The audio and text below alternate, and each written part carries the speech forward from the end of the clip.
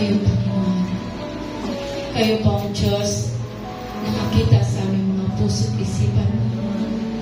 Kayo ang Diyos na source sa lahat, O God, na mga nakita namin sa buong linggo, Panginoon.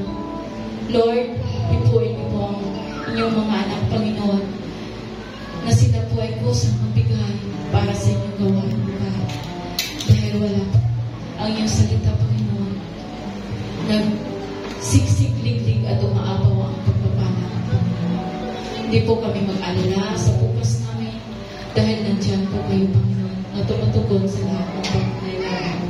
Thank you so much, Lord, sa lahat-lahat, Panginoon. Binabalik namin ang papurit po sa salamat, Panginoon, sa pangalan ng Jesus. Magbigay na po tayo para